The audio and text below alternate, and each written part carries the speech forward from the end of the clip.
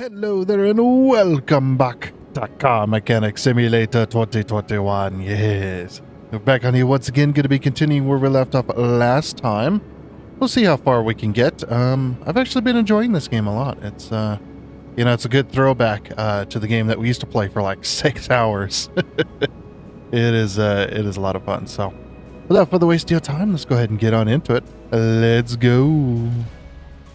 Alrighty then, and here we are. So, got some gaming news real quick as we get started here.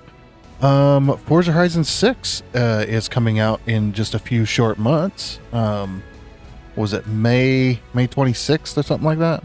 I forgot the number. It's in May. And guess where it's located at? They're going to Japan, baby. Hell yeah. We've been waiting for Japan for like 3 games. No, maybe 2 games. 2 games, yeah. Because we were like thinking they announced they were gonna probably do Japan, and then they changed their mind for Britain, which I wasn't unhappy about. I liked Forza Horizon 4; it was pretty good. Then they're just like, okay, we'll do Japan next time, and then they went to Mexico, and it's just like, oh, I didn't even play Forza Horizon 5. But then they're finally going to Japan now, so. Luckily, they won't change their mind this time because they're locked in. Ooh, we got a Skyline.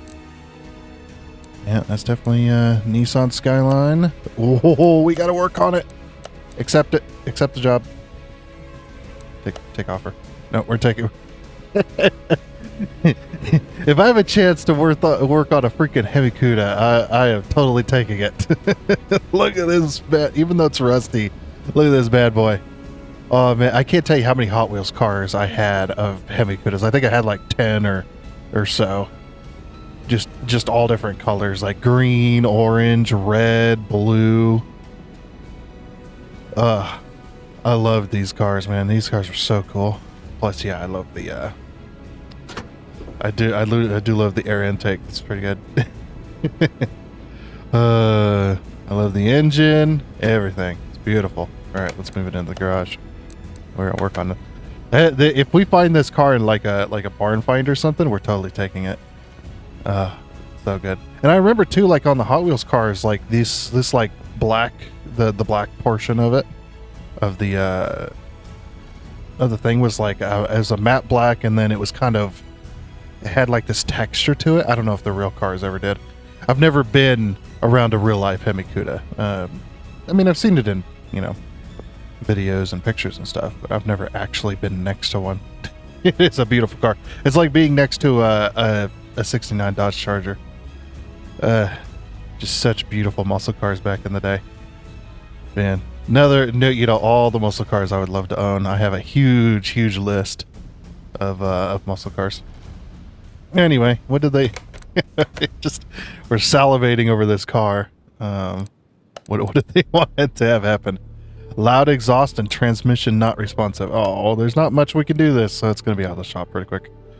Loud exhaust, I'm going to guess the exhaust is probably your issue there. And transmission not responsive, if it's not, more than likely the customer would have came to us and said, I put it into gear, and it doesn't go nowhere. And this one's going to be a manual transmission, obviously, but yeah, he's like, I put it in gear and I press the gas and it doesn't drive. So then I go, okay, yeah, clutch play, easy, easy peasy. Of course, this transmission is going to be a bit heavier than most. And I say, yeah, you put it into gear and nothing happens, then it's probably going to be transmission, or it's probably going to be the clutch plate, but we have no idea, of course. That's why we got it up on the lift. Okay, let's do examination mode. I also hope that they, I really do hope that they do another Car Mechanic game. Oh yeah, there we go, muffler. Okay, yeah, this thing's so loud, it's got to have 2 mufflers. If you had no mufflers on this car, say you like chopped off the exhaust like right here or right here, you're not going to be able to hear yourself think standing next to that thing. It's going to be so loud. All right, so that's what they want replaced. Oh, there's still more loud muffler bits. No, Oh, is there a third muffler? Yes. I love the exhaust too. The exhaust is pretty good. The car stat. Oh, examination mode. No, it's not that. No, we've examined the entire. Well, not the entire exhaust system, but.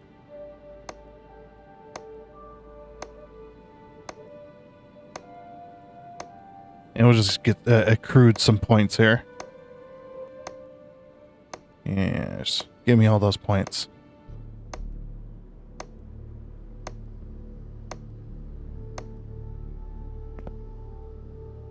Apparently I can't see the exhaust.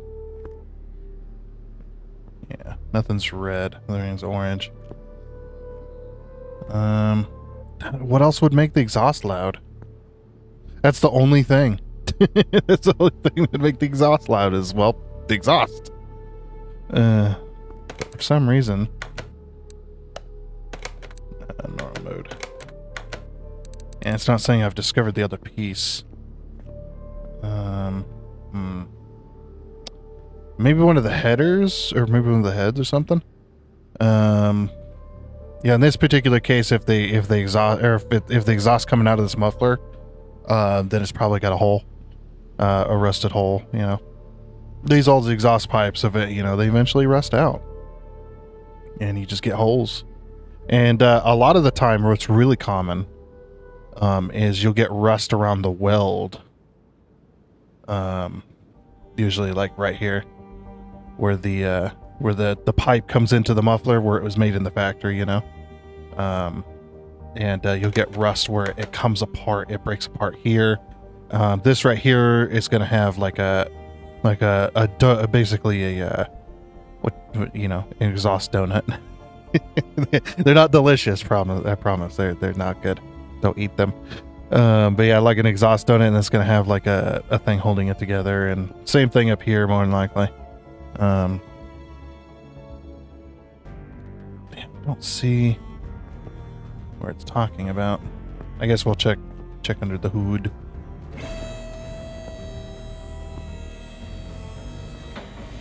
So you can figure out where this exhaust sound is coming from. Obviously, we'd have the car on and running. We would run the car and then listen for all the exhaust leaks. And if this car is this old and kind of been, you know, kind of not been really taken care of all that much, I bet like all the exhaust is probably leaking like crazy. Examination mode. Yeah, I think I have to. I think I just have to take off the exhausts.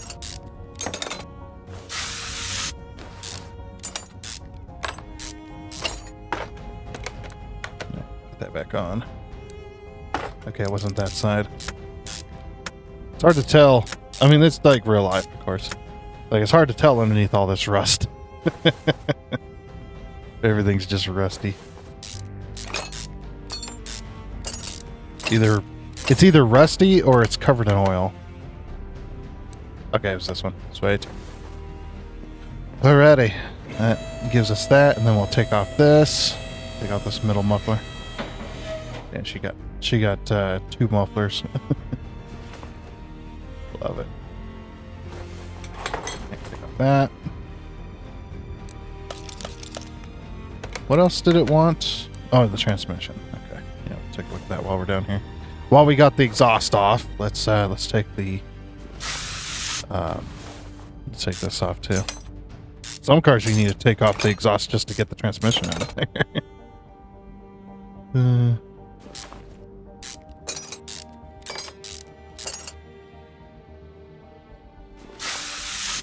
we go. There's that. Starter. Alright, let's take this transmission off and see what we got going on. And more than likely what we could figure out was what was wrong with the transmission is by driving the car.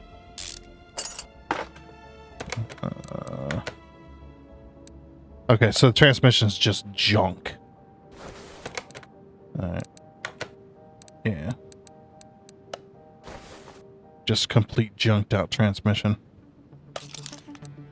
I'm guessing, yeah, they put it in a gear, it's just a bunch of grinding sounds or, Yeah, transmission's just not working whatsoever. And he ran out of fluid and grenaded inside the case. That's probably what happened. No, not custom exhaust. We're not paying for that. Are you kidding? Customer won't reimburse us for giving them a performance transmission. Just regular parts, please. Yeah, rear muffler. That one. And that. Okay. Alrighty. Now this job to take out the transmission and put a new one in would definitely be a decent amount of money on a car like this, especially. I would imagine that the transmission would cost a lot of money for this car to get the transmission for it, especially if you're going to do like brand new. Oh man, you're going to be in it for a lot of thousands. Yeah, because these parts aren't being made anymore. I mean, some of them are. It depends on how well the market is for those type of parts. You might be able to find a used one at a... Well, what I would do in that situation is I would go to a junkyard that has a car. Like, obviously I'd call in and ask them and stuff like that. But be like, hey, do you have this car? And if they said yes, be like, hey, can we come take a look at it? We're needing some parts. That kind of stuff. And go see if we can get a used one. Hopefully a good one. I always like those, my favorite junkyards, of course, are the ones where you pay like $2 or $3 to get in, right? And you take your own tools. And then you go in and you take the parts off the cars that you need. And then you pay for the parts. That's my favorite ones. Yeah. Sad to see you go, car. That's a beautiful car. Yes. I'm so glad I got all the DLCs. Alright. Finish order. Goodbye, you beautiful beast. What else do we got? Junk. Alright. Okay. So, hey, it's me, Johnny Johnson. What a name. Remember? I visited you soon after you opened up the repair shop. I see the business is good. I hope I can take partial credit for it. No, not really. I was very satisfied for how quickly you worked, and I thought you could use some advertising. Okay, going back to business. I have a terrible case here for you today. I snapped it up cheap from some kid. Oh boy. He wasn't really aware of what he was driving or how much it was worth, but his lack of interest in the car is pretty obvious. Please take care of the bodywork and interior. The car definitely needs it. While you're at it, check the clutch and suspension elements. I have doubts about them. Do what you have to do, but don't go overboard. I suppose it's supposed to work and look acceptable, but I don't want to go broke. I still want to make some money from it. I hope we're clear on that. See you. Don't know why I gave him that voice. What else do I got? Please? Can I take both jobs? I'm taking this one. Take offer.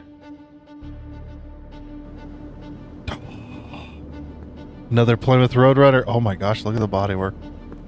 Got into an accident. Yeah, and the reason they can't really show damage on, especially on the licensed cars, is because they're not allowed to. They can show a little bit of damage. It's kind of like the whole Forza thing as well. All right, we're gonna take this job too, but I'll move it. I'm gonna leave it outside. Oh my gosh! What happened? This thing. Jeez. All right, we're gonna work on this first. All right, let's move this into car lift day. Okay. Yep, nice, beautiful Plymouth Roadrunner. Okay, what do we got? Tapping sounds coming from engine bay. Oh boy. Lack of engine power. Okay. Car is hard to control. Suspension. Fix suspension. Yeah, suspension is clunking, rattling. Suspension is junk in this car. What happened? Repair all the running gear faults. Grinding and shaking from the gearbox. Oh no. Transmission's bad, probably. Or it could be the clutch just grenaded itself. Gears keep slipping, so maybe I repair a gear. Dude. This car is in rough shape. Does it want us to... oh, man, wait for that. Let's see. Does it want us to... No, it doesn't want us to do anything with the bodywork. Okay. Also, so, something I need to keep explaining on each episode is, I try to do what I would do in real life if I was to be working on this car, of course. And if I get any information wrong or I explained it wrong or anything like that, don't be afraid to correct me in the comment section. I'm totally fine with that. So I'd rather have the correct information out there if I get something wrong or whatever. Obviously, we're all human. We may be car mechanics, but we're human. Sometimes we make mistakes, or sometimes my brain doesn't explain something the way I want it to be explained, but I don't really notice right away. So it's just one of those things. Okay, what do we got? I see the damaged U-bolt. Let's do the examination mode. Sorry, if it's a muscle car, I kind of have to take it. If it's a beautiful muscle car. Yeah, we got a broken U-bolt on this side. And on this side, too. Okay. Let's check the front suspension. I'm basically just giving a visual inspection to everything, seeing how everything... Basically grabbing onto, like, these... I wouldn't do it on the lift, but... At least not too hard. You might take a pry bar, actually, instead. What you could do to test, like, bushings and things like that is, you see how this... it's really hard with my cursor, but... let's go to normal mode. You can see there's a gap between the framing here and where this attaches, this lower A-arm. What you can do, and probably on this side too, I don't know why it doesn't show where it's attached to, but what you can do is you can take a pry bar and stick it in that little gap and just lightly pry on that, and if it moves if it moves super easily, then your bushings are junk. Obviously, if you kind of pull it slightly, and then you let it go and it comes back, then and it's got some force behind it where it's trying to keep it in place, then yeah, the bushings are still pretty good. You can also take this wheel and kind of grab the bottom of it and kind of wiggle it side to side and see if you feel any looseness, and then look for like this bushing or like this outer tie rod here. Let's say we were pulling that and that outer tie rod's just kind of wiggling back and forth inside the hole. Then this is probably worn out really badly. If it's like really loose and stuff like that. Yeah, it looks like the rack and pinion. The rack and pinion, if this is bad, more than likely, like what is happening is it's got a bunch of leaks and stuff like that, and it just looks nasty. And it's not really doing what it needs to do. Or maybe you turn one set of wheels and you turn the wheels and only one wheel turns and the other one doesn't really turn at all. I've seen that once before. It's like, how does that happen? Oh, it's not attached anymore. That's interesting. How did they drive it like that? One of those situations. Okay. Examination mode. Yeah, you can definitely check for looseness and stuff like that while it's up in the air. You just can't go too crazy with it, because obviously you don't want the car to fall on top of you. So yeah, try to be very, very careful if it's on the lift. Whoops. No. I wanted to examine. So yeah, like I said, I just kind of explained what I would do in real life. Just kind of checking. So you do visual checks, and obviously there's little, you can check by, trying to move the parts and stuff like that a little bit and seeing if anything's loose or broken or anything like that, making a whole bunch of noise. And if it's got a bunch of rattling and stuff, like, yeah, you probably got broken parts, or maybe you got bushings that are completely worn out, that kind of thing. So that bushing's good. And obviously, looking at these bushings, if you can see them, of course, you can give a visual inspection on bushings usually, and if they're like completely soaked in oil, usually they're going to be bad. Because rubber, when it's completely soaked in oil, rubber tends to get really spongy and weak as a material, and it doesn't really absorb the vibrations anymore. So then the metal's able to move with the bushing. It's able to move super easily, and then the bushing just basically chunks itself out over time. It turns into small chunks. Think of like taking like a birthday cake, right, with no like icing on it or anything, just the actual cake portion, and then take some milk and put it on your cake, and then just let it sit there for a few minutes, and you'll notice what'll happen is the bread, or the breading of the cake itself, starts to become all mushy, and that's basically what the rubber does when it's super soaked in oil. When it's super soaked in the vehicle's oil, transmission fluid, coolant. I think coolant might do that a little bit anyway. But yeah, oil definitely it ruins it. It's really bad. And it'll do the same thing on these same thing on the rack and pinion and stuff like that. If it's got leaks and stuff internally, it'll slowly eat away at the rubber. Same with this here. If you got this like covered in brake fluid or whatever, because you got a brake leak or anything like that, any kind of fluid really, just eats at the rubber out over time. Okay, well, anyway, let's go ahead and take these off. Luckily, we don't have to take off the entire thing. We'll just take off the two broken ones. Now, since those are broken, more than likely what we're going to have to do, we don't have one, but we would more than likely recommend to the customers saying, hey, you need to get this car aligned.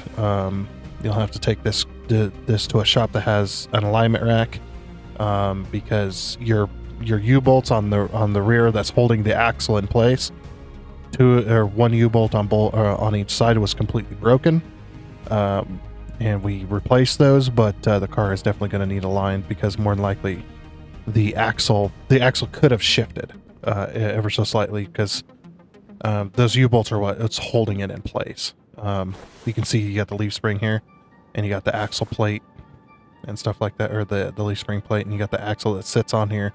If this becomes loose enough, this axle can shift side to side ever so slightly, and it'll throw the alignment off, causing the car to what they call dog tracking, which is basically when you see a car going down the road and it looks like it's slightly drifting, but it's driving straight, obviously.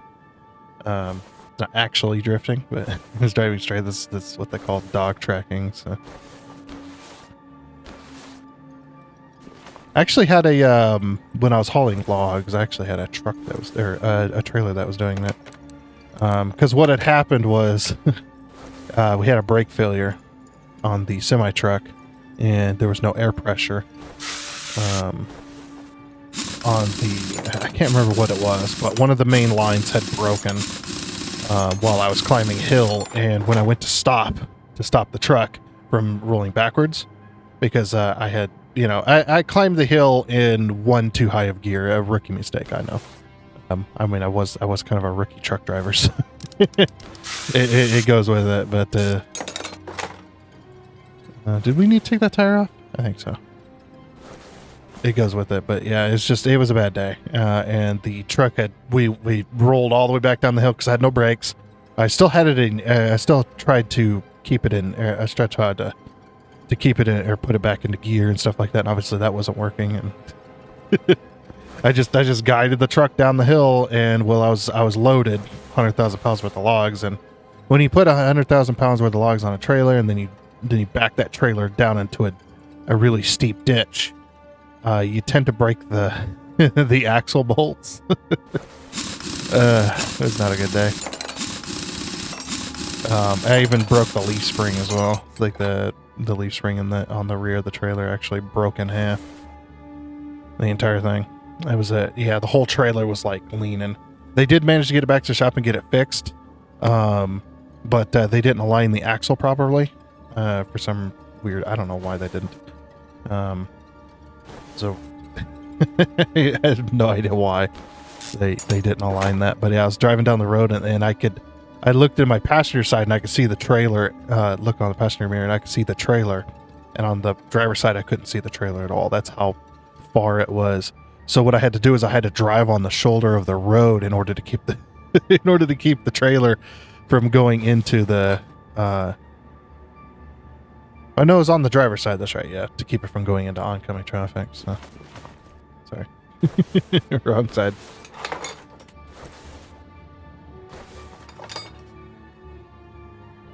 Yeah, and I drove like that for a full day, brought it back to the shop, said, yeah, you gotta align this axle. The trailer's almost clear out into the oncoming lane. You need to fix this. So yeah, they aligned the axle finally.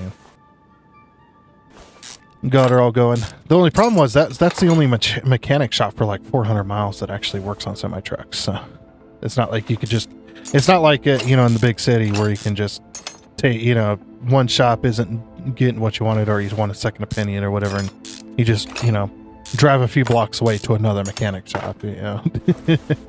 You're out in the middle of nowhere in a tiny little town, and the only mechanic shop for like I said, for like 400 miles that works on semi-trucks. Bad day. I mean, they were pretty good mechanics. It's just, yeah, I don't know. Maybe they just forgot. Who knows? Like, they put it back together. Everything was fine. Just trailer just was dog tracking down the road. Okay, did we get everything? Oh, the starter was bad too. Oh. Yeah, I didn't even think about testing or anything. Hold on. I think we can still start this, can't we, if we put this back together.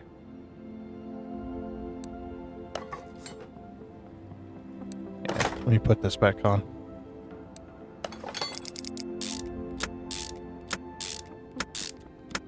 I don't mind taking it back off. That was my mistake. I was too busy in my story to be paying attention.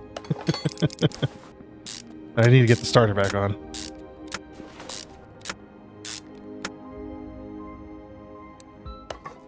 Oh, the starter's really bad. I don't know if it's going to start.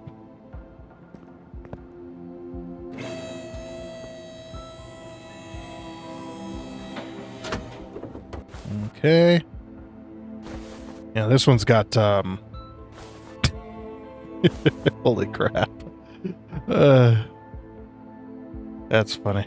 Got 3 of those. Okay. Check the oil. We're decent on oil.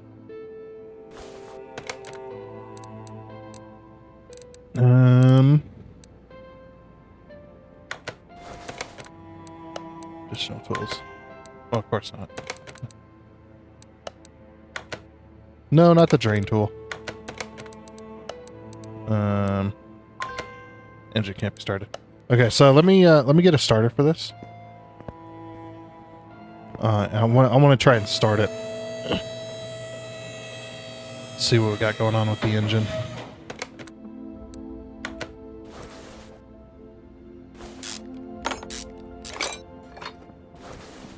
Just like we do in real life.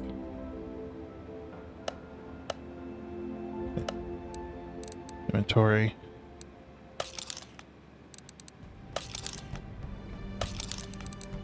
I'm just gonna get 2 of those because I don't remember which side it was. Same with this.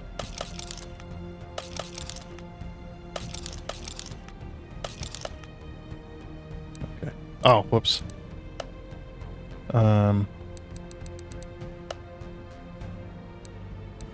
Okay, so 1 of these, 2 of these, and 2 of these. Don't pay attention to... Oh, 2 of these, of course. Don't pay attention to anything else. I didn't clear out my inventory from the last job.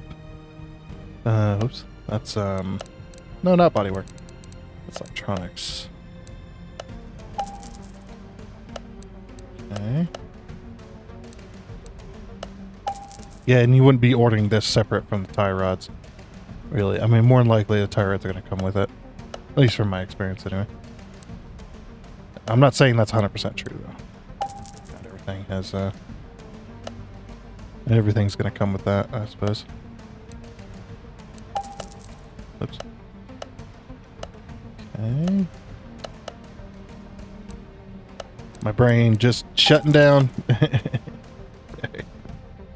Alright.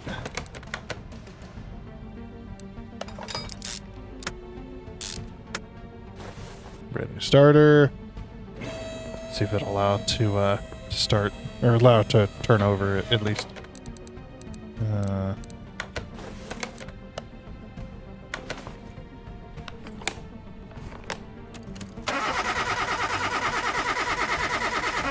It'd be nice if everything was actually turning, like the belt and the fan and everything.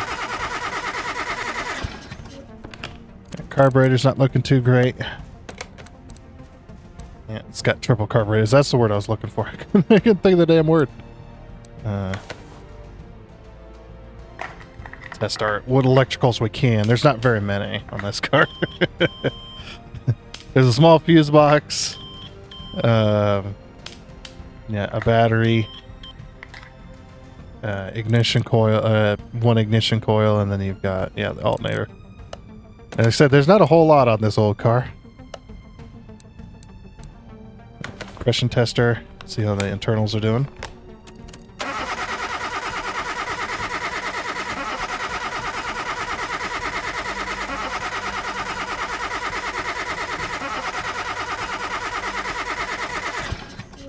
Okay, internals are not too bad. That's it. Okay. Car status. So there's a whole lot of parts to fix from the engine bay, but it's not the engine. At least probably not. Lack of engine power. Ignition coil's going bad. I suppose, yeah. Yeah, that could definitely be if you're getting like spark, but it's not really there. You know?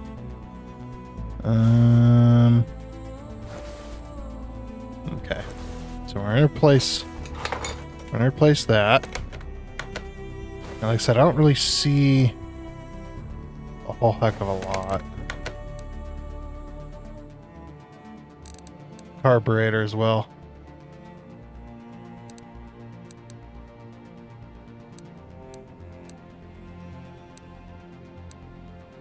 Car's hard to control. Leaf spring U-bolt, air tie rod. Okay, so we got those. All right. Okay, let's finish that first. Up underneath there, we'll look for more. We'll look for more suspension parts to replace. Not seeing anything with bushings. I've been looking at the bushings and they look pretty decent. Yeah, the bushings look pretty decent. I don't know what it's talking about. Yet anyway.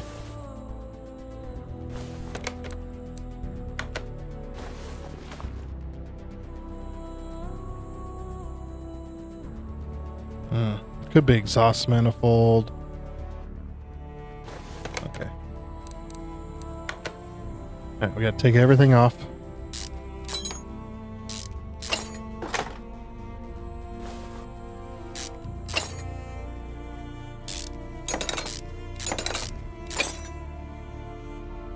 Where's that other bolt? Like, where's the hidden one?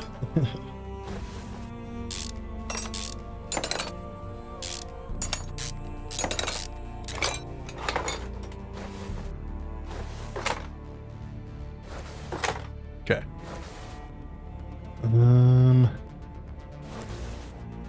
Let's go ahead and take the tire off here.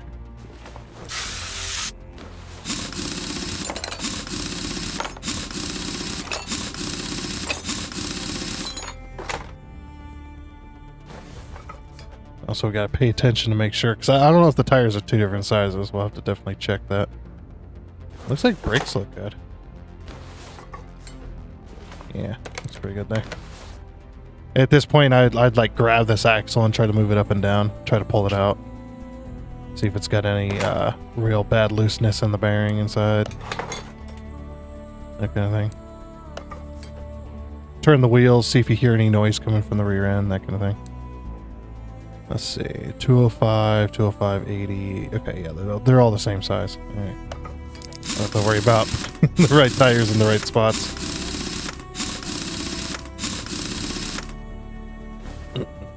Okay. Check this side.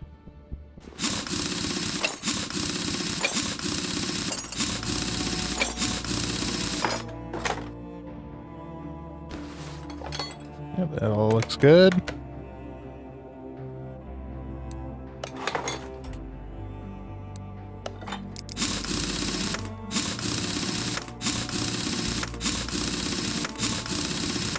Obviously, in real life as well, you'd take these tires off and you'd put them off to the side, near the spots where you took them off, so you could put them exactly where they were. You put it back exactly as they were.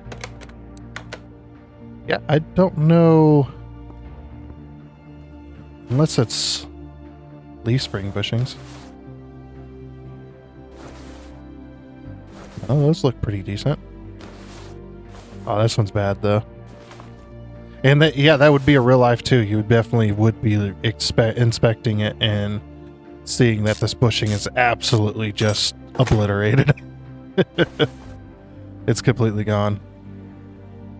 That one looks good though. What about the side? Yeah, that looks good. All right. Oh. Ooh. Okay, inventory. We got the two new U-bolts, right? Yeah. So.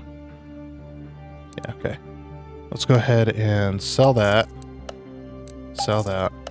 And sell that because that was from the old job.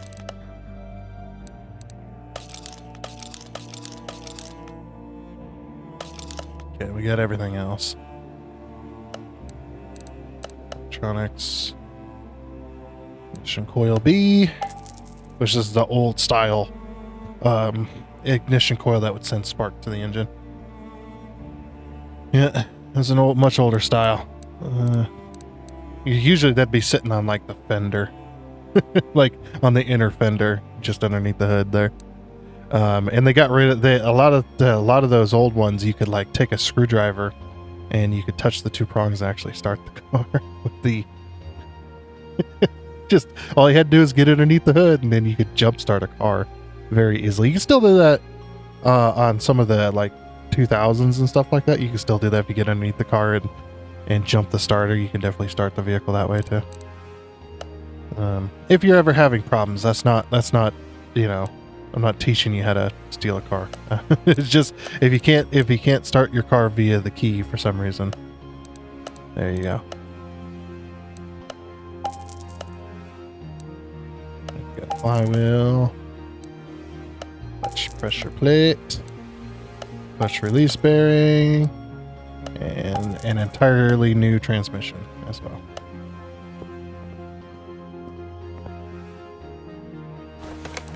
Part mount. At least get the parts that we know are bad. Clutch plate was decent. If the housing was pretty bad, usually the clutch plate's going to be bad too. And in a lot of the cases, when you go to buy a new clutch plate, you'll get a new housing as well. You got the new pressure plate housing. And probably a new release bearing as well. So yeah, sometimes you can get them in a kit. That's what I did with my pickup truck. Was I knew I needed a new clutch plate here soon, and it's just like, yeah, I'll just replace it. And they had a pretty good sale on a kit that for the clutch plate housing, and clutch plate as well with it. And I was just like, oh, that's nice. I like it. Put this back together.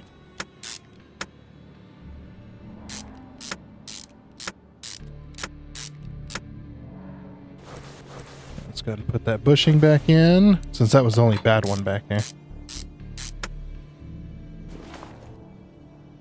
Yeah, so all the rest of those look pretty decent. Yeah, and all the bushings up here look pretty good too. Okay. I can't see on that inner bushing. We might have to take the arm off. We can't find it, you know. Bushing looks decent. Go to this side. That bushing looks decent. That one looks okay. That one looks okay. That one looks good. That one looks alright. That one looks good. I have no idea if the inner one is bad because I can't see it. That's really hard to tell. Like I said, we might have to take off those lower arms just to find it. But I can see that exhaust manifold. Can I do that from underneath here? Yes. Yeah, so that was bad. Okay.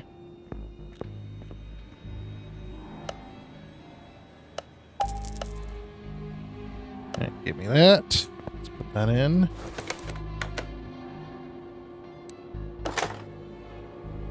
Car status.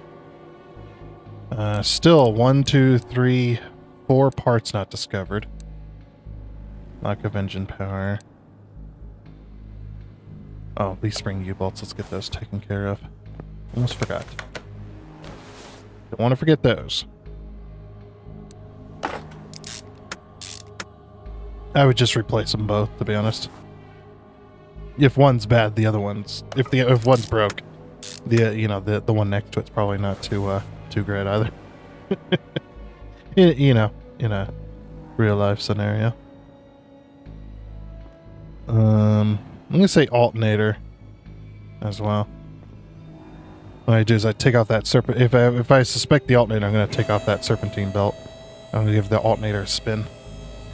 Basically, just turn the. Be careful with sharp edges, but basically just turn the alternator and see if it's easily turnable, or if it's really hard to turn, then more than likely you got a bad alternator, like the bushings or whatever is going out inside there.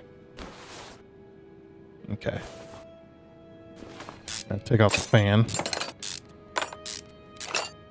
In real life, you wouldn't take off the fan, but oh, looks like we got a bad belt right there.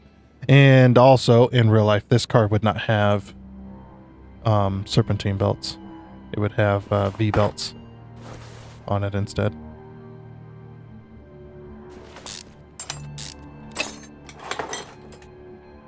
Alright.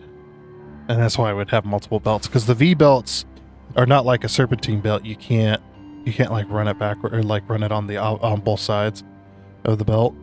The V belts were one-sided only, so you had to run. If you had to have multiple pulleys on different sides of the engine, you had to run. Usually, you have to run multiple belts, 2, sometimes 3, just to run all the stuff you needed to run.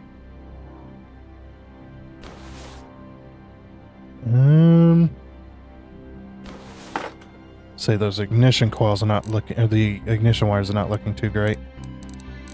Okay, so this, and this as well.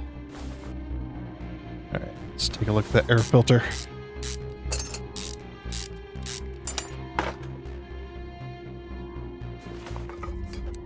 Okay, air filter's pretty decent. This is why they call it a 6-pack, because you got 6 barrels for carburetor. Yeah, you have 6 barrels.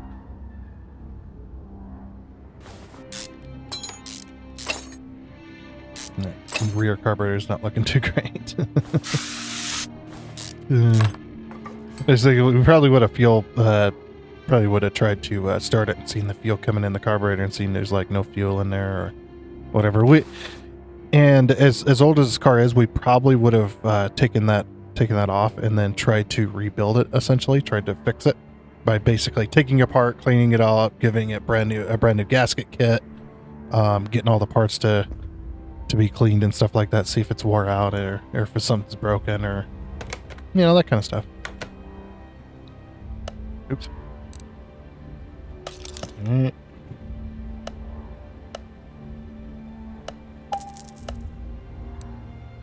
Nope, can't do the alternator. Do the carburetor. Over to the electrical.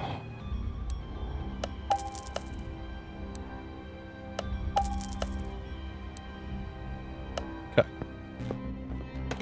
Car status. Still have some stuff we're not finding yet.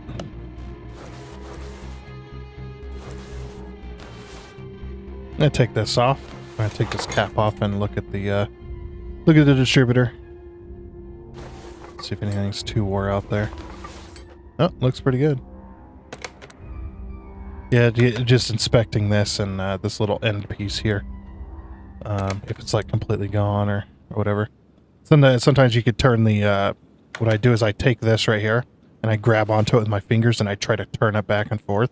Not real hard, just like kind of light touches. And if it moves a crap ton of degrees without any resistance, then you need to replace your, you need to replace this. And more likely the gear is worn out on the bottom end. At least that's the problem my pickup has after a while, after years of use, is that the gear that connects to the camshaft, because the camshaft, the engine is actually what turns this to distribute the spark, and it just over time it just wears that gear out. It makes the gear teeth like paper thin, like razor sharp thin, and the engine just misfires constantly because there's so much slack in the gear teeth that it just does not work. Okay. Oh, let me take this back off real quick.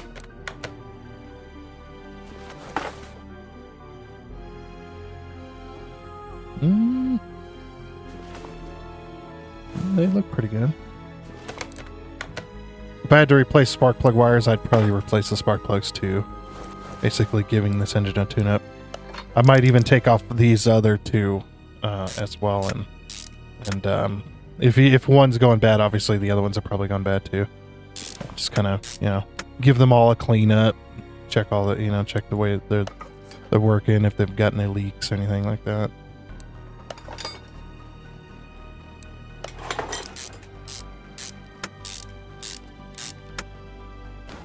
Still don't know what's banging here.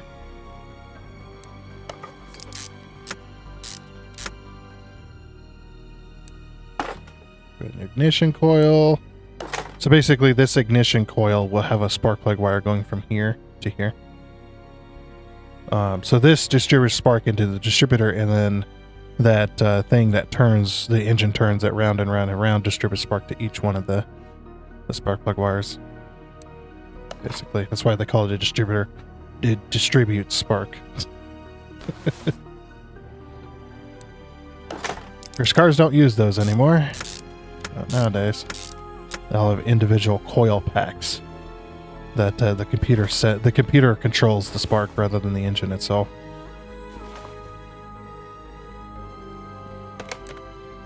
Okay. Yeah, let's get that steering rack put back on. I have a suspicion that there's some bushings that I'm not seeing. Or they look decent, but they're not actually good. That's my guess. I'm missing something somewhere. Once we get the test path, that'll be really good.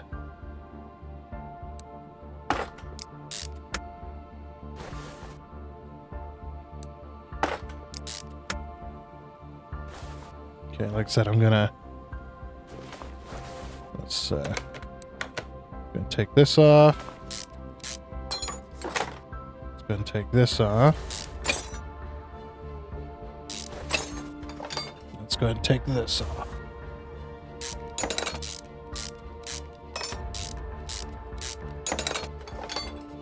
Okay. No, we're looking pretty good there. Yeah, those all look decent. We couldn't see the inner one, that's why I was taking it off to see.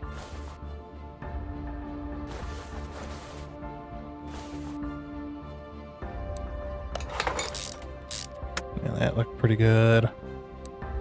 That's good. back over to this side.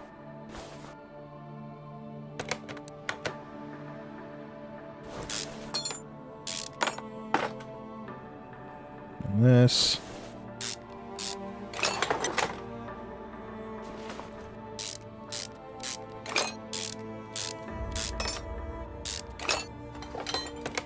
Okay. No, those are all good too. I don't think it's bushing related.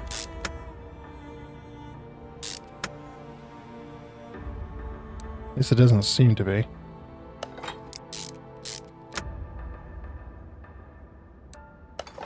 I have no idea. This is how car mechanics feel when they're stumped on a job and you're just like, what the hell? Like, what is going on? Of course, if it's suspension related, obviously we're gonna be able to see that. We're gonna be able to do physical tests to see it. Yeah, 3 parts not discovered from the engine bay. Oops, just banged my hand into the mic. So pissed off! Banging sounds. And it's like, this looks good.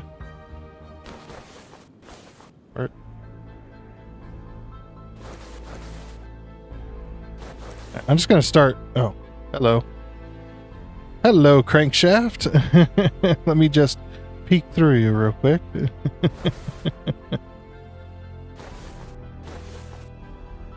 I'm just gonna start taking out bushings, I think.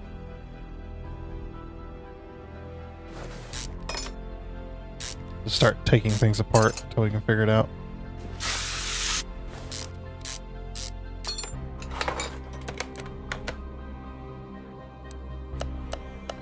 Yeah, like I said, those look decent. Check this side.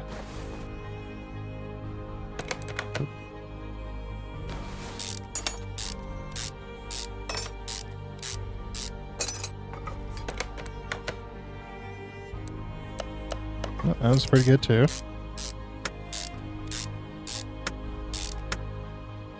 Okay, what the hell?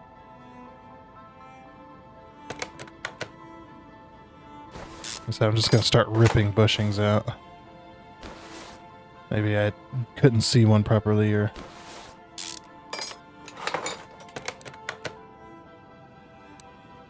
Oh, those are pretty good. I feel like I'm missing something obvious.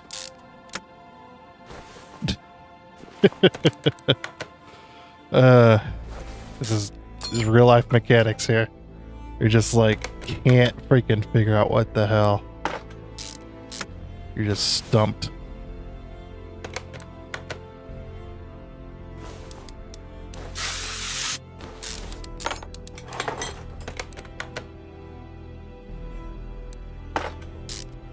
Oh, those are all good too. Yeah. It's from the engine bay.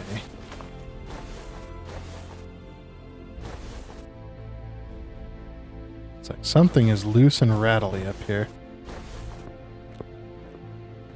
Okay. I don't think it's suspension related. So what I'm going to do is I'm going to put these back together. It's got to be something coming up from up top.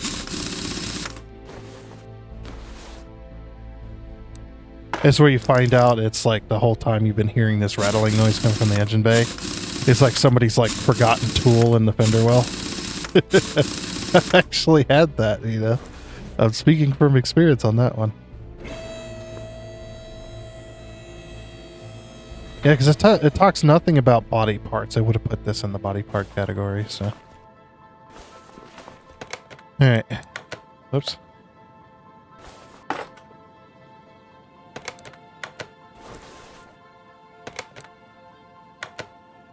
Yeah, see, those are all good.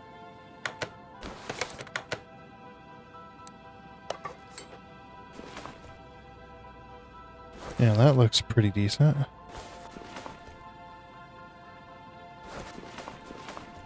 What the heck? I am so stumped.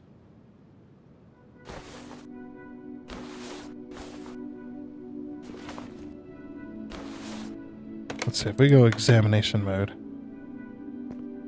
The only thing I think is to take off the valve covers to see what the hell. It's the only thing. I haven't really peeked into the engine all that much. What does it want the... Yeah, it wants that off first, of course. That makes sense. I would totally take that off as well. Get it out of the way. No. I keep forgetting you can't, I guess take off this other side.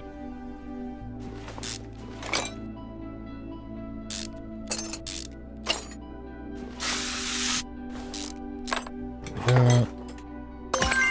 This one's got roller rockers. Yeah, man. Yeah, those all look good. Okay.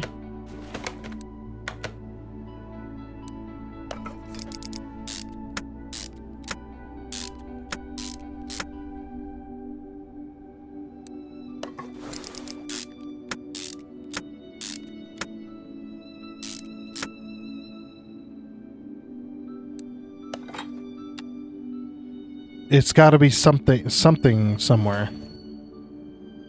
All right, you know what? Is it going to make me dig into the engine? That's the only, like I said, that's the only thing I can think of.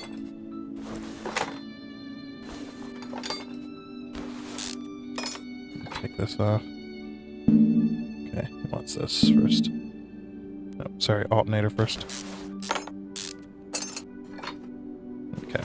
Oop. Take this mount off. Can I take off the... I have to take out the water pump, aren't I?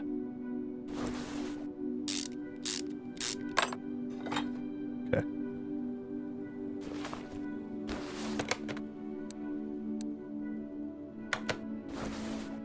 It's the only other thing I could think of.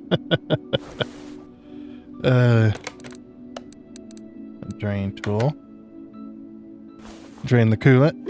That's where we take off the water pump. Trying to get to basically what I'm trying to do. Trying to get to that timing cover.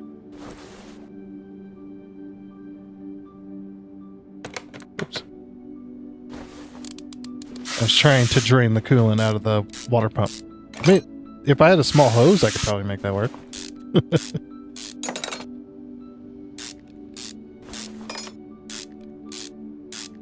We probably have to drain the oil too. There's gonna be oil sitting on the bottom of this timing cover here.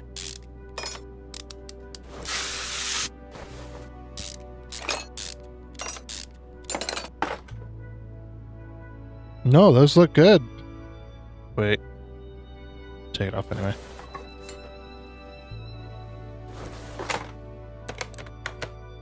Well, that was a waste of time.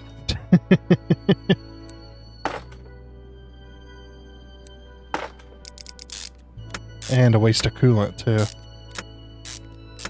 Because I can't put it back... Well, apparently I wasn't smart enough to put it into a clean pan where I just put the coolant back in the car. So I was done.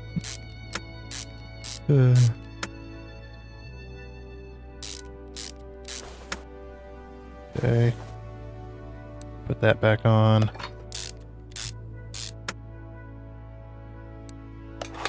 Our steering pump.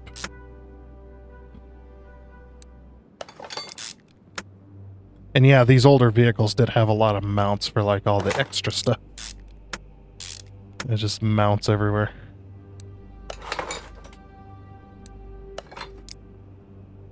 Oh. There we go. It's definitely not, I don't think it's definitely not in the engine.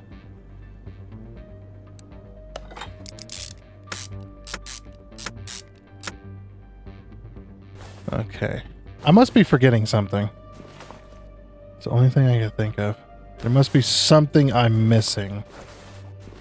I guess I could take out this... Why would the spark plugs be making rattling noises, though? I mean, this game's not 100% logical, so... Maybe? But yeah, you would see it though on these. And you see they're not damaged.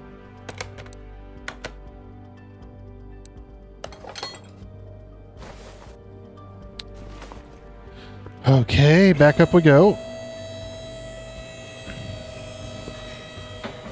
And the last thing is these that I really can't check.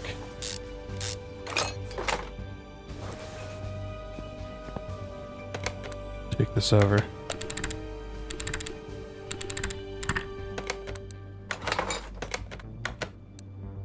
Nope. It's definitely not that.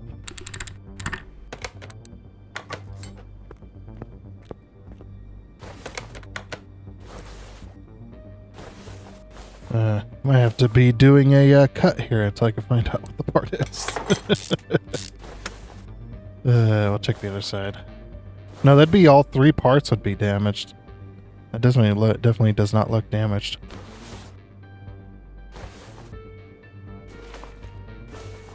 Okay, what the hell?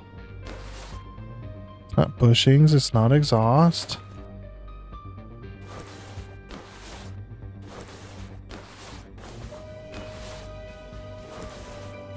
I don't understand. Alright, you know what? We're going to drain the oil.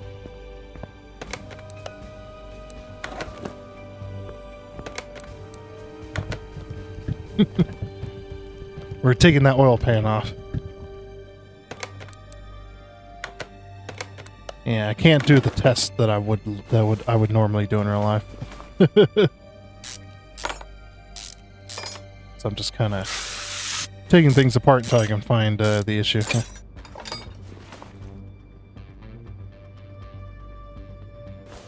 Nope, pistons all look good.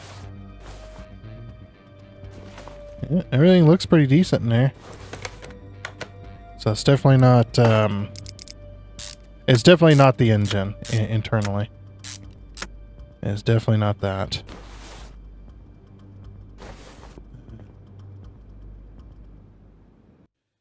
And after a bit more time of looking, I finally found it. Apparently it was the push rods. They had 3 bad push rods in the engine. Yeah, that's not great. Of course, that probably would have shown up on the compression test if they were bent or broken. Valves not, closing all the way, or valves not opening at all, misfires and all kinds of stuff. It can cause all kinds of issues. So yeah, 3 bad push rods inside the engine. I had to take, I took off the intake to try and, try and figure it out. 1, 2, 3. Okay, whoops.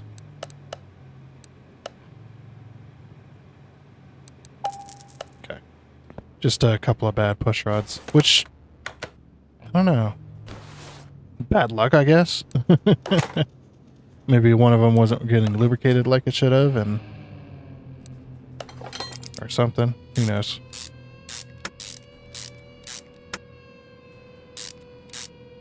Okay.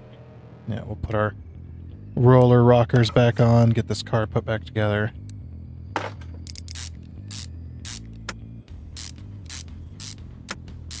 And I call these roller rockers because if you actually look at the back side of the rocker, so these are rockers up here. They've got these little wheels on them, that's why they're called roller rockers. This one is on a specific rod with all the rockers on it that pivot on it, and it's actually a much better system than the Chevys had for the V8s, or for the small block Chevys and stuff like that, where they had like this little like half kind of wheel, or half wheel, sorry, this half ball that you would stick inside there, and stick inside the rocker. So the rocker would go on the stud first, and then that little piece, and then the nut would go on there. And then you gotta adjust the rocker as well. You gotta preload it essentially, and then once the engine's running and warmed up, then you got to you gotta adjust the valves again. Usually you'll have to adjust the valves again. Depends on if it's old and whatnot, or if it's brand new, all brand new parts and stuff like that. Okay, gotta put all the carburetors back on.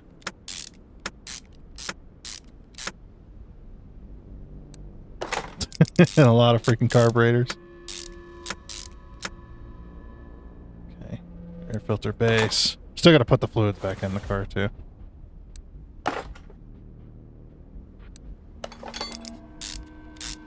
There was a point where I was like, is this bugged? 'Cause, yeah, just didn't know.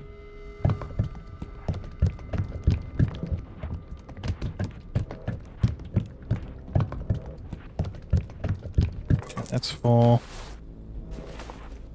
Alright. Yeah, we didn't drain the oil. Oh, no, we did. That's right. Yeah, we did. That's right, because we took off the oil pan.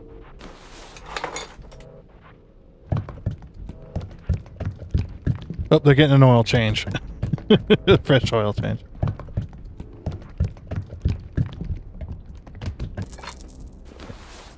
Let's go ahead and check that. Yep, we're full. And then of course coolant. Coolant because we took off the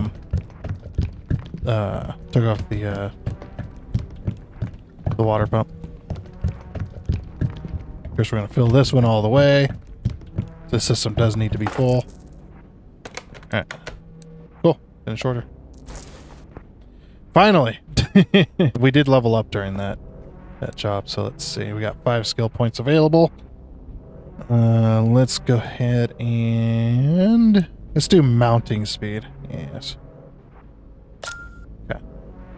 Now we only have 3 points. These cost 3, so... we have to wait for the next one to get another upgrade. Let's head on out. Let's check this car. Maybe I do want to get a car wash.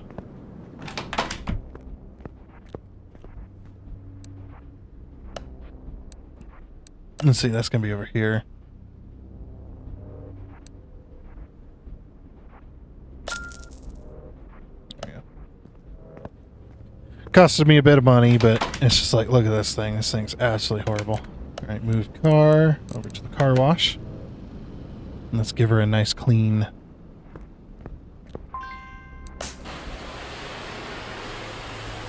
Get all that nasty dirt off of there.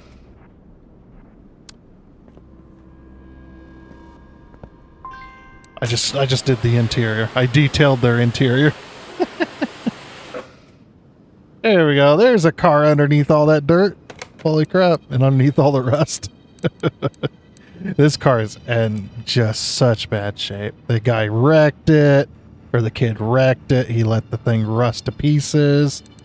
Oh, man. Oops. Yeah, this is going to be a big job. Yeah, hopefully we got the money for it. Oh, boy. Alright. Let's see what you want. So all these parts, okay, they're going to want us to do pretty much all the body parts. I don't know if we're going to be able to pay for it all. Change and drain oil. Brake fluid. Coolant. Engine looks in terrible shape. This might be a good time to get the engine tools. Yes. Hopefully that wasn't a mistake. But that allows us to pull the engine out. Right, move equipment to car lifter A. We won't be able to pull the engine out right away. We'll have to take off the transmission first, but let's go ahead and lift the car up.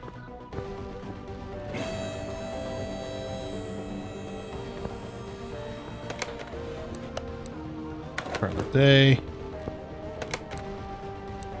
Drain the oil. Yeah, that engine, it just looks in such bad shape. It's just like, we're just gonna tear it out of the car. Okay. And then transmission. This one's an inline 6 turboed, inline 6. Yeah. Classic engine for this car. Freaking what, 90s Nissan Skyline. We're illegal. They were illegal in the U.S. for a long time. These the Nissan Skyline. I don't remember what year they did it, but I remember them finally releasing that ban.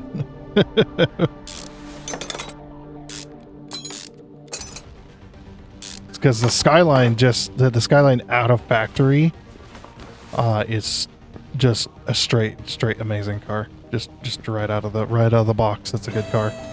You don't have to do anything to it to be a street racer, essentially.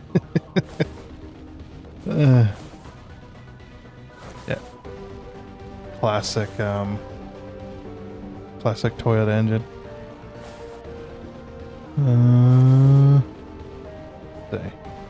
Oh, exhaust probably. Yeah. They're gonna want us to take off that exhaust. I don't know if I have to do it from up here. We'll see. It just depends on yeah. I can't take it off here. Okay. Back up.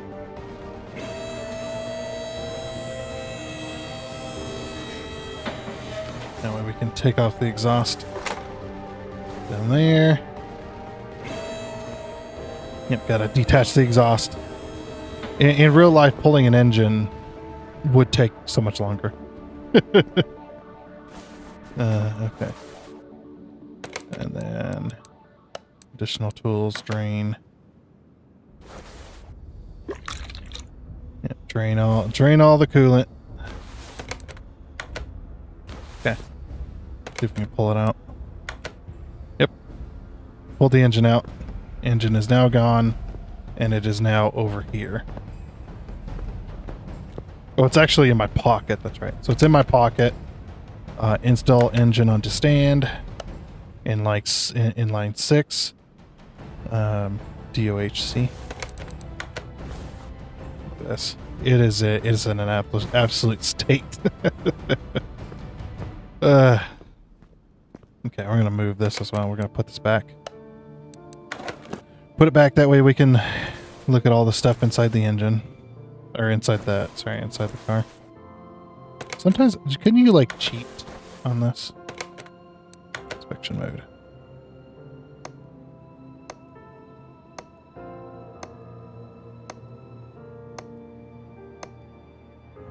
Also, I need to empty my inventory. Okay, so these 3 things.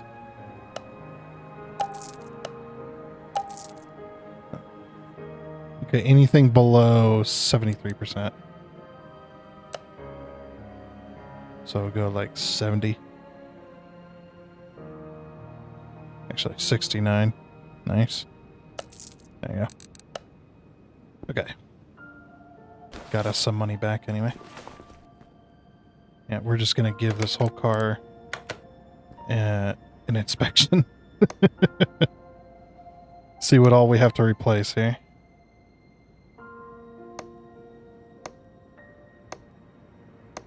With the engine out, we'll be able to do, you know, a pretty decent inspection.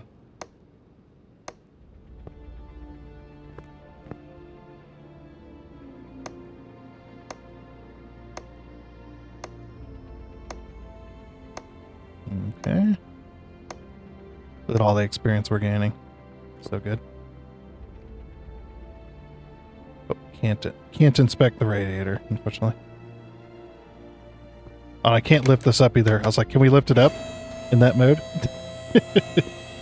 If only, you know, I would imagine that at some point we're going to invent a way to, like, be able to do this with a car.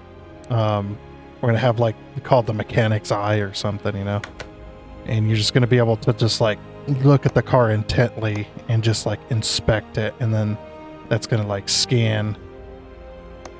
And it's going to be able to tell you, where you need to, or what you need to fix. Can't wait for that day. That would be amazing. I mean, they already got the kind of the mechanic's eye type of thing. I've seen those special glasses, which is pretty cool. Where you have that, like, on these special glasses, and you can basically open up the internet, open up, like, on a computer, basically in the middle of the air and have it sitting next to the car or on top of the engine bay, and you can like research up and do all kinds of things. It's like, that's pretty damn useful. I can't afford it, but that's pretty fucking cool, man. Pretty cool. Okay, so we did see that we've got some yeah, it looks like the CV shafts are in pretty bad shape. And what we could do to test those is obviously we probably had the axle still attached to the car, but what we do is we take our wheels while this is up in the air and we turn them back and forth, and we can watch the shaft. And if the shaft doesn't turn, but the wheel does for a little bit before it finally catches and then turns the CV shaft, then we've got some major bearing issues inside there. Basically where the two pieces come together, because it's like a, you know, it's a CV shaft where the ends can bend and stuff like that. Those joints are just all kinds of wore out really badly, just really bad shape. Yeah, and we're gonna have to take off the tires in order to fix that.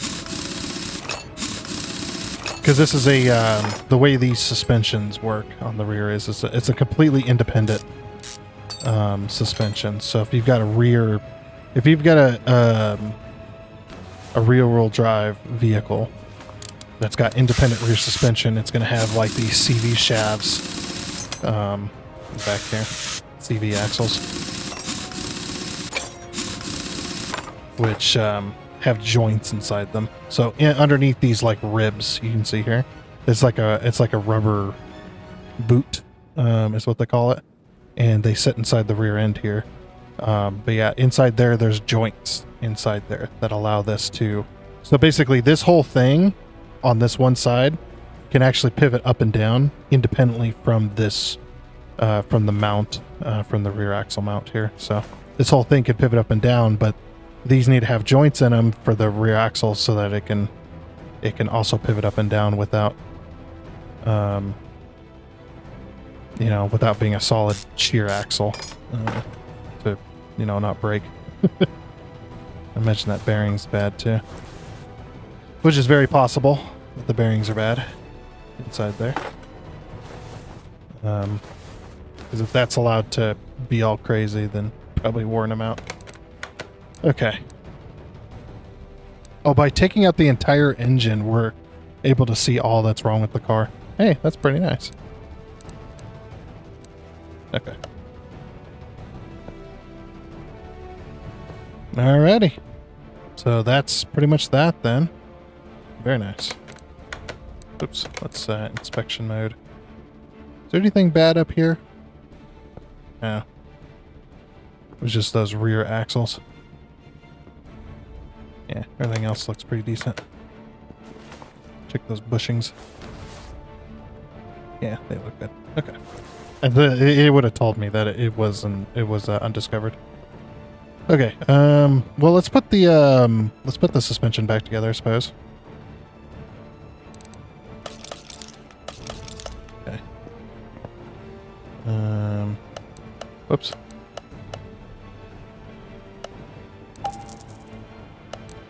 Dang it, keep doing that. Okay.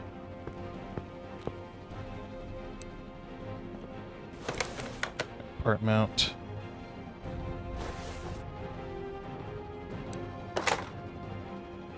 In order to get those bearings out, we would have had to take off this whole piece so that we could press the bearings out and then press new bearings in. Or just replace them. Okay. Get our CV axles back in place and put our tires back on.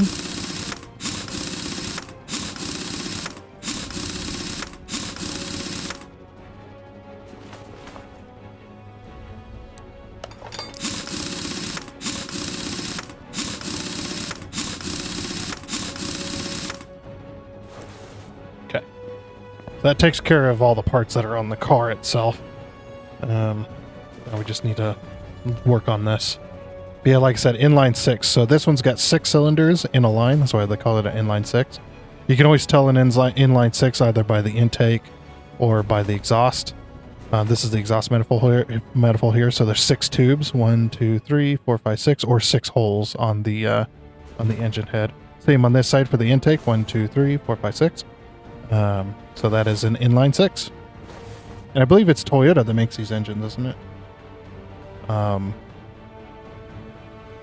Yeah, Toyota makes the engines for the Skyline. I could be incorrect about that, but I'm pretty sure it was Toyota that did those. So yeah, don't quote me on it. Look it up. Look it up to see if I'm correct. Let's remove that. Oops. Actually not 100% familiar with this one. Oh, it wants me to take out the fuel rail a bit. Yeah, that would kind of make sense. Although it's on the intake side, so it's not on the head side. It's on the intake. So you could have kept the fuel rail on there. It would have been fine. All right, where am I missing bolts? Up there. And there goes the intake. Cool thing is by having a bunch of parts to replace, we're getting so much experience. Oh yeah, that's right. This intake is in 2 pieces. Exhaust. I forgot about that. And you can see there's 6 holes. Each one of those is a cylinder. 1, 2, 3, 4, 5, 6. Same on this side. 1, 2, 3, 4, 5, 6. And I have a lot of experience with these plastic fans. I had a 79 Toyota pickup truck. Literally, it was called 1979 Toyota pickup. That was it. There was no extra.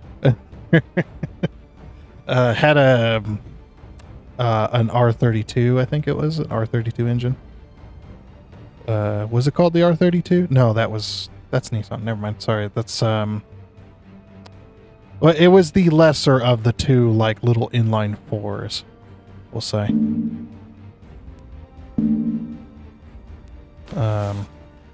Sorry, I'm not too familiar with. So, want me to take this off, or is? Oh, it wants me to take this. Okay. Of course, the tensioner. Not too well versed on that. But yeah, it was a long time ago that I had that engine. It was a pretty neat little pickup. Only little. It was a long bed 2-seater. Little 2-seater had a really long bed on it.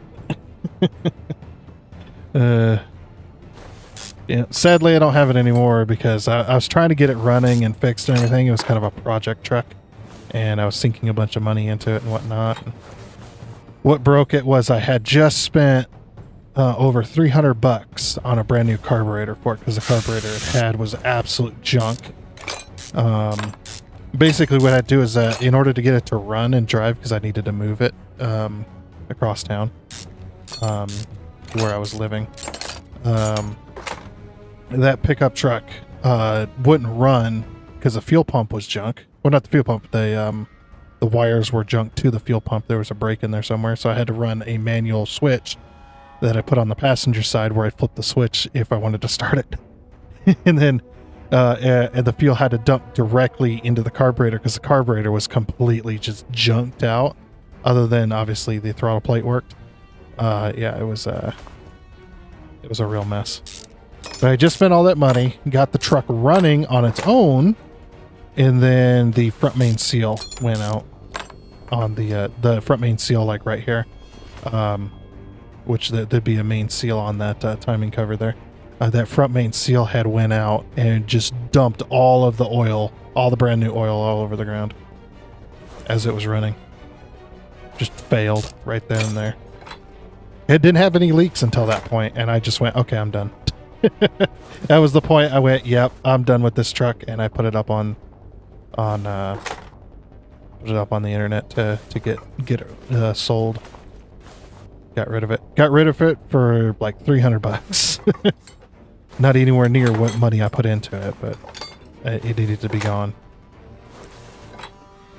The reason I was trying to push so hard to get it running and get it driving and stuff like that was so I could register it and then and then I could drive it around because, well, at that time, fuel prices were like $5. They were around $5. It was getting pretty bad. I was like, yeah, I need something, because the truck I have now is the same truck I had then as well, which was the Chevy Silverado with the 5.7 liter V8 in there. And if you've ever owned a V8 older vehicle, you know how much of a gas hog those things are. And with fuel prices being that high, I was wasting so much money on gas. It's insane.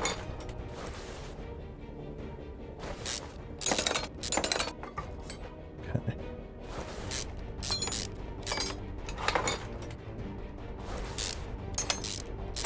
I don't know if we're gonna have to dig into this any further. We damn near got the entire engine apart, though.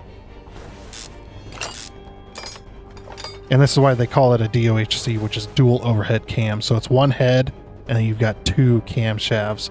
One running the exhaust valves, or pushing, or yeah, one controlling the exhaust valves, and one camshaft controlling the intake valves.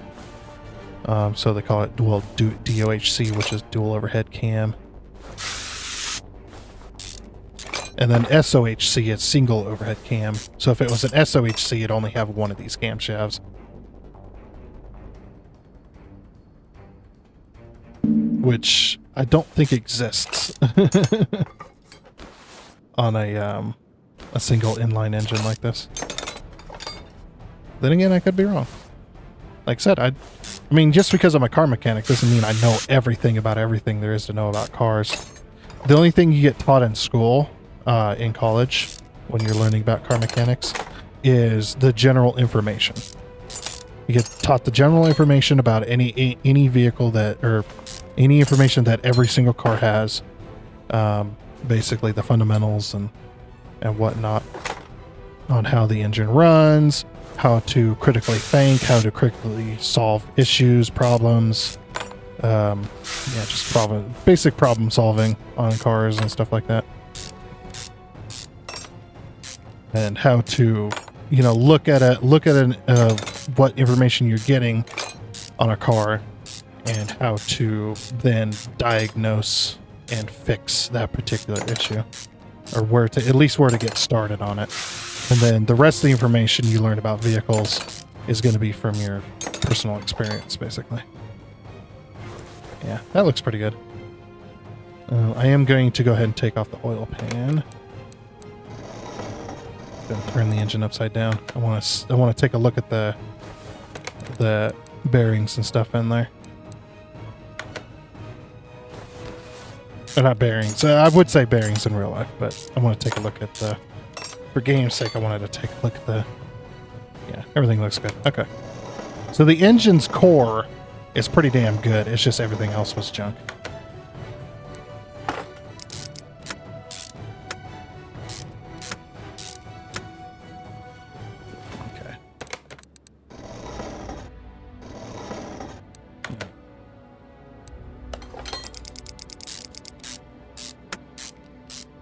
Put all these bolts back in. But yeah, it's like the cars are so different from each other. Even the same vehicle can be so much different from like 1 year to the next. Like I'll give you an example. Like a 2005. Let's take a 2005 Chevy Impala, and then take that. Well, maybe not 2005. Maybe a little bit earlier. Maybe 03 or 02. Not exactly sure on the years on that, but then you take that versus a like 2015, 2020 Chevy Impala. Those two cars are so incredibly different. I mean, they might have the same engines and stuff, but yeah, they're so much different on they changed up the body style, they changed up the way the interior is. With the engines and stuff, like just how everything works. It's just, as technology advanced, just things are just so much different. You can even have it from 1 year to the next, like a 95 pickup versus a 96 pickup. There's definitely a huge difference there. You know, One has a TBI, or throttle body injection system, which is basically a carburetor with electronics on it that controls it a little bit better. And the other one is a spider injection system, which is direct injection into the cylinder that wastes way less fuel. So it's just, there's so much different. Cars are just so different from each other, that you're only going to learn how to work on cars really through experience. That's basically what I'm trying to get at, I guess. Okay, so we need one of those. 1, 2, 3, 4, 5, 6. One of them. 1, 2, 3, 4, 5, 6. We're just going to give it full engine tune-up. One of those, one of those, one of those. One of those, one of those, one of those, one of those. We already did that one. So just that. Okay. Yeah, full engine tune-up with a brand new camshaft. Steering pump. Oil filter.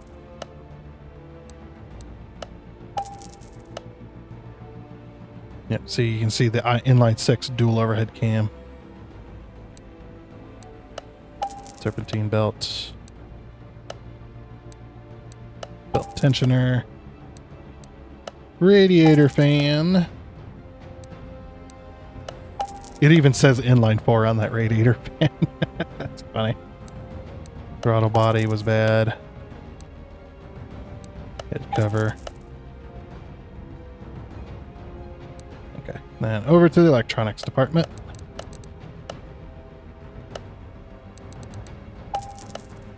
Okay. Yeah, full engine tune-up.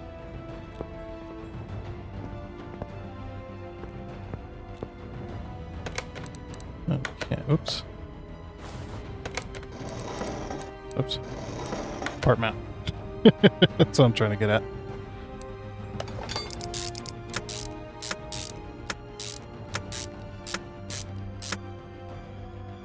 Yeah, we got tons of experience from this one. Very good. Okay. Let's go ahead and get that in place. Get this engine put back together. Alrighty, that is the engine put back together. I'm going to start, I think I'm going to definitely start editing a little bit more. That one did take a minute to put back together. Can I? Oh, you got to click on the stand. Alright, put that engine back in my pocket. It's pulling my pants down. It's so heavy.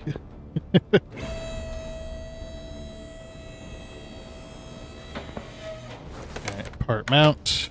Oh, whoops. That's right. You don't do it that way. you gotta have the engine stand. Yeah, I could put it in my pocket, but I gotta have the engine stand to actually put it in the car, apparently. Well, my pockets are like lead lined.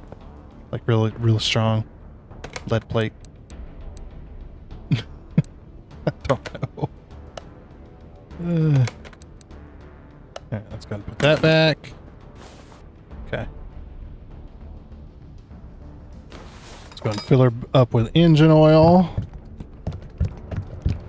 Before we forget, of course.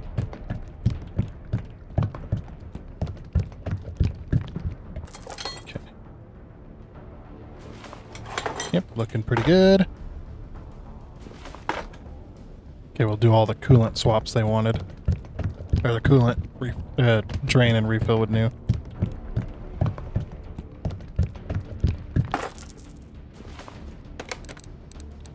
Drain tool.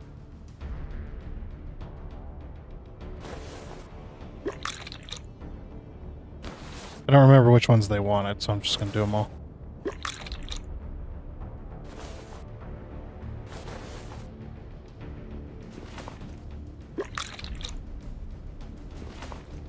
Okay. Mount.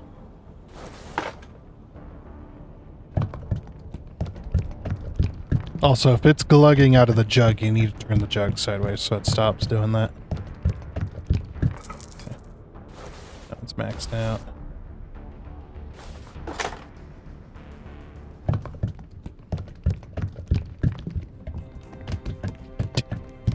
It's down. It's real. It's realistic. I bet they probably actually recorded that for the game. Also, this one would not be glugging. It's a metal can. Although power steering fluid doesn't come in a metal can at all. Not anymore. Okay. Alright. Okay. Part not discovered, apparently. Must be in the front end somewhere. Because we replaced everything in that engine. So it's got to be something in the actual... maybe it's a bearing or something, or not a bearing, a bushing or something.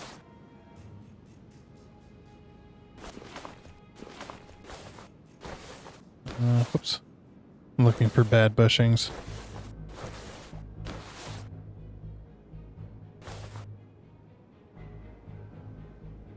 No, I don't see anything. What the hell did I miss? I didn't miss anything on the engine because we took that sucker all the way apart. Oh, battery. Yeah. Okay. Let's get that battery charging.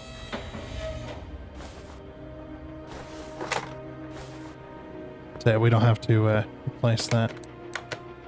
Oh, that battery was definitely bad. Okay. Now that's everything. Okay, cool. Right, while that's charging, we'll go ahead and put the... In real life, it'd be like, while that's charging, let's go ahead and put the rest of the car back together. Part mount, exhaust... Oh, this one's naturally aspirated, by the way. I thought they came from the factory turboed. Maybe they don't. Or maybe you gotta request the turboed version. I don't know. I've never ordered a Nissan Skyline before. Never tried to buy one. I did try to buy a 370Z though one time. I almost had it too, but yeah, that would have been expensive. An expensive car. It was a police unit. I forget what they call them. Interception units, or what do they call them? But yeah, it was that Nissan 370Z. Had a full roll cage. It had a turboed engine. Had a performance suspension on it. Really, really fast car.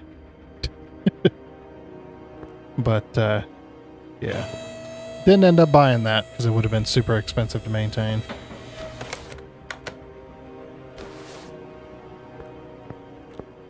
That's when I was looking for vehicles in I was in college. I was looking to buy my very own vehicle, one that I could own. Ended up buying the '96 Chevy Silverado I have now. It's a long freaking time ago too. I've had that truck over 10 years. Let's see, when did I get it? It was like 2011? Was it? So 15 years plus? Yeah. I know that truck inside and out, man. Car status. Okay, so just the body parts then. Everything's junk, I would imagine. I don't know if it wants interior parts. So we'll find out.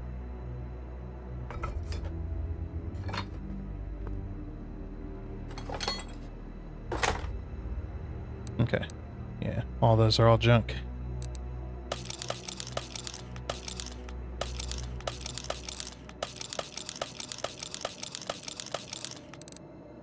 Okay. Wish I could add, if I do this. If I could add, add that to the thing. Yeah, it looks like, hood, front bumper, and both headlights as well. Alright, bodywork. Yeah, we'll just buy everything.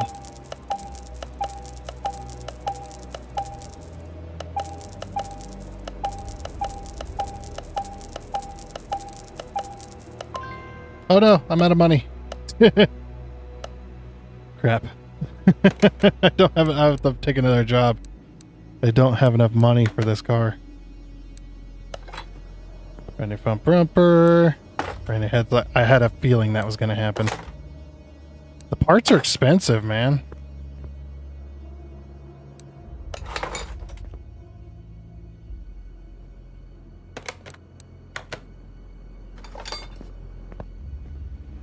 Oh yeah, that's right. Already bought a fender, probably. Oh. And the fender wasn't too bad, but I mean, you might as well go all the way. You might as well go all the way. We might be able to get away by selling the parts that we have. Yeah, we need a windshield.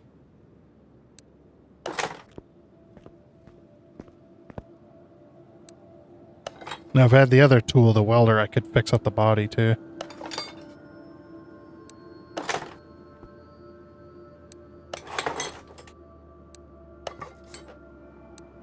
Okay, we need a trunk still. Taillights. Oh. We need one more taillight.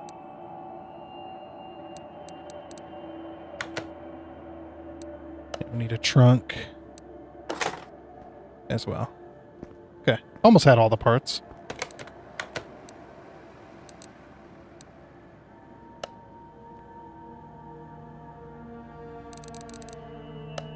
Yeah, if we sell everything in my inventory, we might be able to afford everything.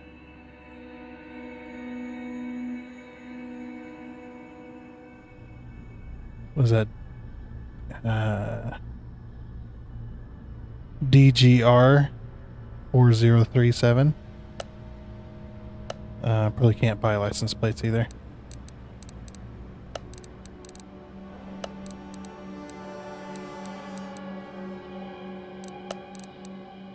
Yeah, just your standard license plate. Okay. We can buy one. Alright. So it was DGR, right? I hate that you have to do this. DG... Oh, going the wrong way. DGR 3057. I think that was correct. It's okay, you don't have to match it. I just do that because I can.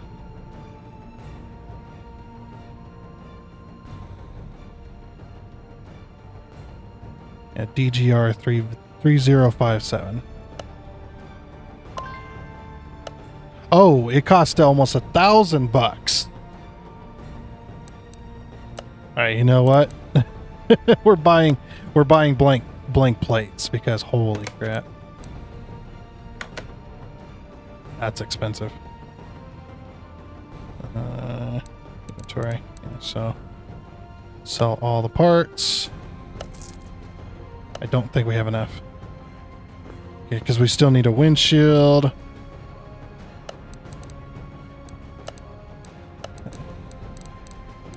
Yeah, we still need a windshield. We need a trunk. Don't have enough money. I can't even buy the taillights either.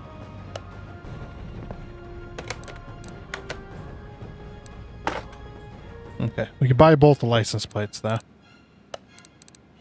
At least.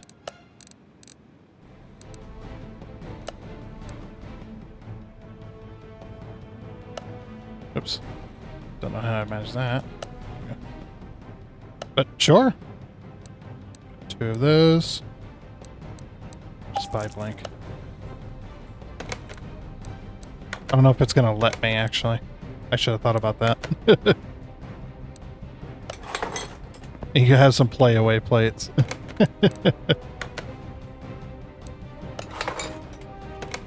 Alright. Oh yeah, so it did accept it. Okay, good. So we just need a taillight and a trunk. Alrighty. Normal mode. Move car. Car entrance A. Yep, we're gonna have to take a different job in order to do that. Yep, inventory is completely empty. Alright, something easy. Something super easy. This one just wants maintenance. Okay. We can pay for that. And it's a freaking Aston Martin. Beautiful car.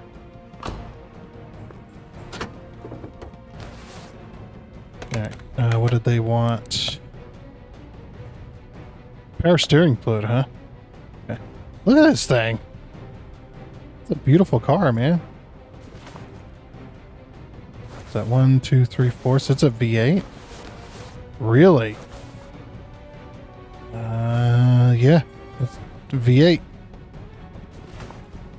1, 2, 3, 4, 5, 6. Yep. And then spark plugs. I would hate to work on that. I would really hate. Where the hell's the damn power steering? There it is. Alright, drain tool.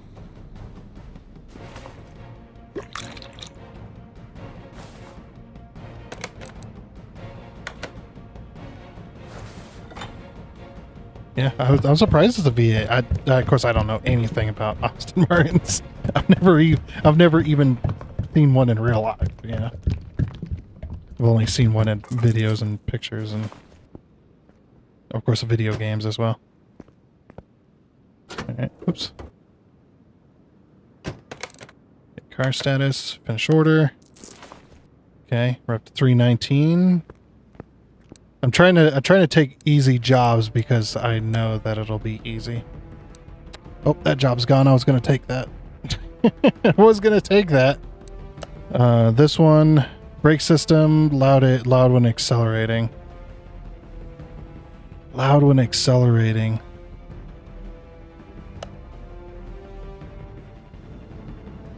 This is a police car, but it doesn't look like a police car. Move car, car lifter A. Alright. Okay, it's not that many. Brake system, loud when accelerating, change power steering fluid. Loud when accelerating. Oh. Oh, I can't afford that. Why couldn't it just been normal brakes?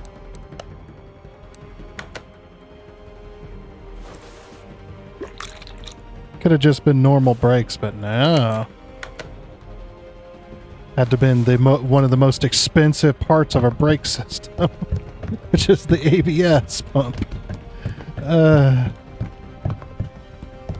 That's like if you ever go to repair brakes, one of your most expensive is definitely going to be the ABS system because it's a computer instead like an actual pump. Very expensive. I don't know if we can afford it.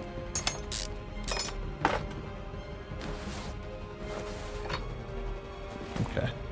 Let's see if we can even afford that. Oops. ABS pump. Oh, that's electrical, really? I wouldn't think so. 950 bucks. Okay, we're gonna have to. All right, let's move this car to Engines B. $950, dude. I don't have that kind of money. You crazy? All right, yeah, we are so low on cash right now. Okay, this one, body panels can't do that. Brake system needs fixing. On a Ferrari too. Please be regular brakes. Please don't be expensive crap. Okay, well, we just ruined the body panels on that car.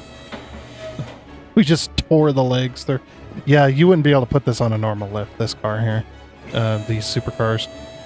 Oh, did you see it pop up like that? Mainly just because it's, okay, it doesn't look like it's, oh no. I can't afford this.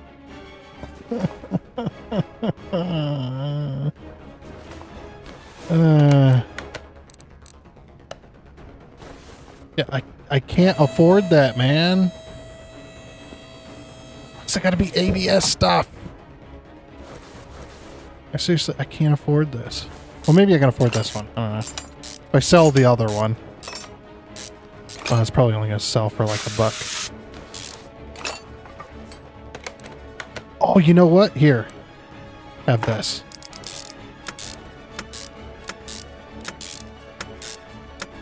All right, is the car happy with that? Yes, it's happy with that. Okay. Because we can buy another one. All right.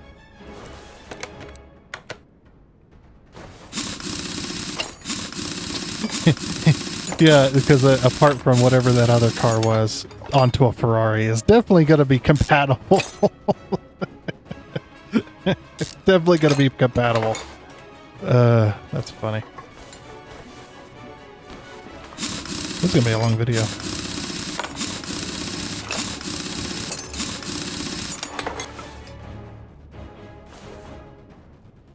Alrighty, in order to make up for that, I had to take several jobs, including one job that wanted an entire brand new $2,000 transmission, and then I had to take a few more jobs to make up for that job, and it was such chaos. But finally, we are back at it to be able to finish this damn car. Yeah, I even had to sell. I had to sell a headlight, and I had to sell the taillight as well in order to help push the job along. But once I got that one job with the transmission, that gave me a crap load of money. So, where am I at? There we go. Yeah, it was just let's see, this taillight here. Okay, part. Oops. Part mount. We can finally finish this damn car. It's been a real mess. Definitely.